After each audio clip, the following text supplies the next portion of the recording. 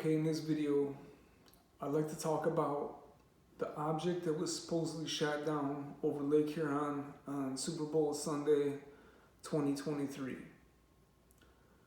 This incident happened supposedly not far from here in Rogers City, Michigan, and there's a whole lot to this story that they're not telling you, and I'd like to share with you what was going on here in the weeks and the days leading up to Superbowl Sunday, because once again I somehow find myself at the dead center of everything.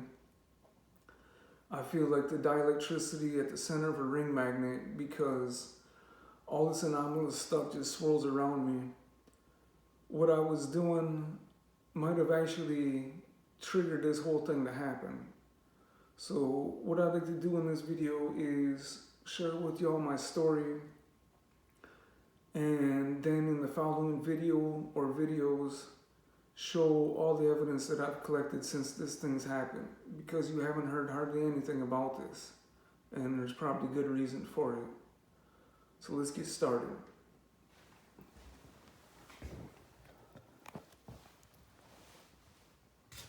Okay, Rogers City in Michigan here is just an anomalous spot in itself. That's why they give us the number 13, because that's the Illuminati signature on this place.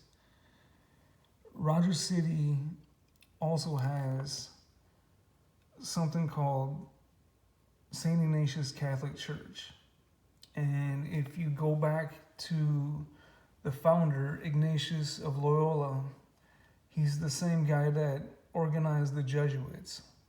The Jesuits are the military arm of the Vatican. So this is how this whole thing ties in.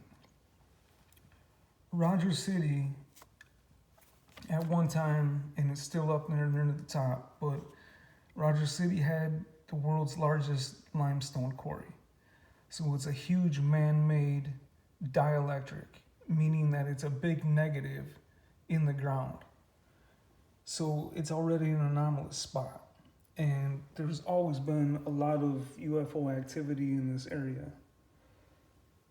So at certain times of the year, this area is also restricted airspace, and the military does a lot of maneuvers here. So they're always testing a lot of stuff in this area. And they're doing a lot here in Michigan with the weather modification and the chemtrails and all this stuff with these frequencies. So I urge you to look at my previous video of 5G and the Mackinac Bridge, where I go into this more in depth. Basically, this is where they were showing you all the live cams from on Superbowl Sunday, was the Straits of Mackinac. So here's the straits here. You have Lake Huron on the right, and you have Lake Michigan on the left, and here you have the Mackinac Bridge. This is I-75.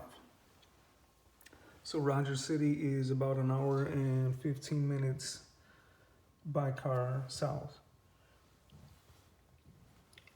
There is also another unique geological feature here, and when you look to the left here, you see this, and this is between Burt Lake and Mullet Lake, and it looks like a big triangle or a pyramidal shape.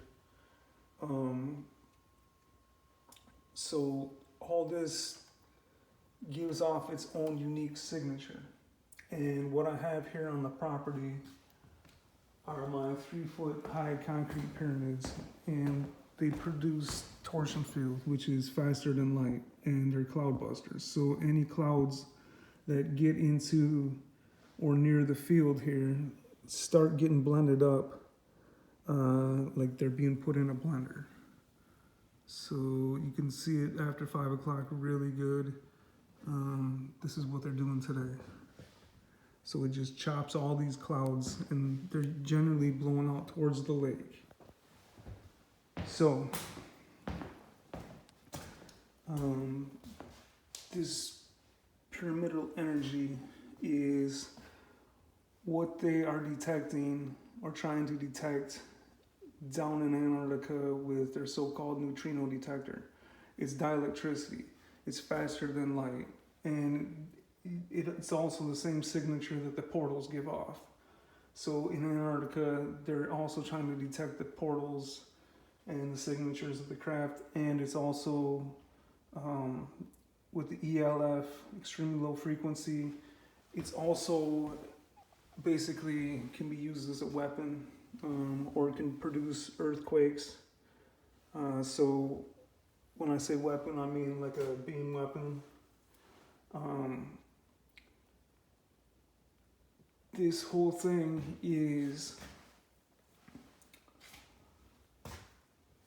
all tied in with this new power transmission line setup that they just got going within the last couple of years, and it's a 22-mile run of high voltage transmission power lines along the lake here.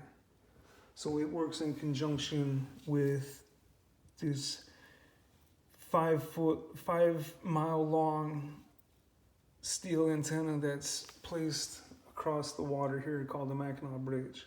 And there's so many frequencies bombarding this place that it would set off your spectrum frequency analyzer like crazy. So they're doing all this to do weather modification for communication to talk to subs, because they say that they're doing the ELF where they bounce signals off of the ionosphere at 70,000 feet down to the water surface, and then they keep bouncing and sending back all the way out to the subs deep at sea. So they say it's for communication, but it's got other things that the system can be used for, just like the neutrino detector. And it works all in conjunction with what they got going down here in Lake Michigan in Chicago called the Beam. It's called CloudGate. So it's a dual use deal because it's part of the system to control the clouds literally, but it also is to cloud the gate, to cloud your gateway, to cloud your pineal gland, to cloud your computer, to cloud your analyzer. That's what all your brain is. So what had happened was last winter I'd started clearing this spot out, and I was building up a big brush pile in the center here and was looking toward the south here. All of a sudden these objects showed up looking like stars, and they looked out of place, and they were flashing all different kinds of colors. First one had showed up, and then the second one had showed up. So I started taping these things with my camcorder. And when I was looking at them, you could see that they're moving, but they're moving around to where you have to be almost standing still. So I put the camcorder on a tripod, and I just let this thing run until they would go down, down, down until you couldn't see them no more. So this is what I'm talking about. These things look like stars, but trust me, they're not. And I'm just gonna show you here a little preview what they are. So I'm taping these things over a course of days in the weeks before the Super Bowl. And like I said, there's always a lot of activity in this area with the craft. And fast forward to the Saturday before the Super Bowl. I'm out here and I was lighting this thing up probably midway through Saturday. So when it was nighttime, this thing was raging. It was all the way out to here. And what it did basically is it created a huge temperature differential in the area, because you can see it's cold out, there's snow on the ground. So this thing is super hot and the air is cold. So what I learned recently is the effect that Mike Merkham created when he was building this Jacob's ladder, and he was out on his back porch in 15 degrees. He was trying to get the Jacob's ladder to arc and start.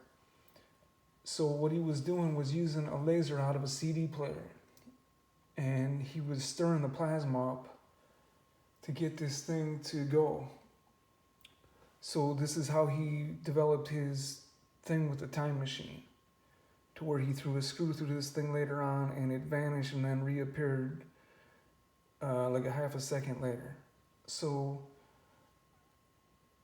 this whole thing, what I'm doing here, basically on Saturday, I created a huge temperature differential in the area. And it's picked up by all these craft and stuff. So, like I said, this area is heavily patrolled by the military, and they're always blasting chemtrails. And they're always testing here in the field to see what they're doing, because as soon as they spray them, my pyramids gas these things out right away and smoke them. So the military is super interested in this place all the time as well, at all times.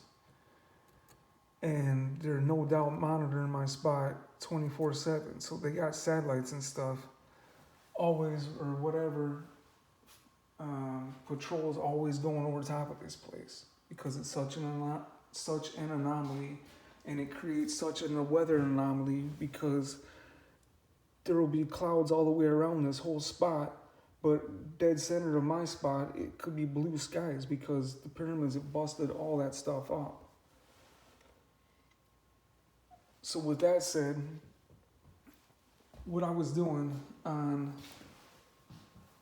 Saturday, I had that big bonfire going. And the big bonfire attracted something. So you're gonna ask what it attracted, and it attracted this strobing craft. It had just showed up. I watched it show up, and it just sat there. So if you're looking out this way, it showed up right in the park, like right there, and just sat there and strobed like a bright white strobe light, and it was low. Usually they don't do that. Usually they'll just fly through here and power up, and that's it. If they sit anywhere, it's not anywhere near that low of altitude. So there was heavy jets in the area right after this thing showed up.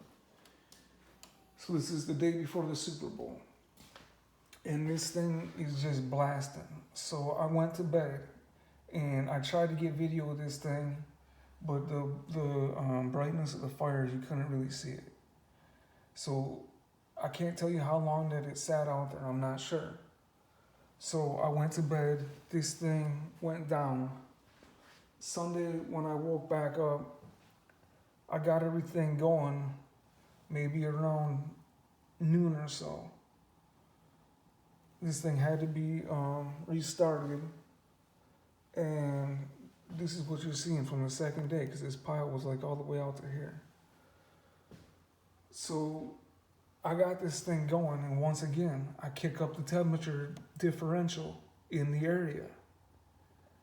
And this spot's a whole lot hotter than the surrounding air. So the effect could have been that something else showed up again. Okay, so then while I'm feeding this thing, all of a sudden I hear this loud noise, and it's a jet. And it was apparently whatever that they sent out to go and take this thing down, because it was right around that time.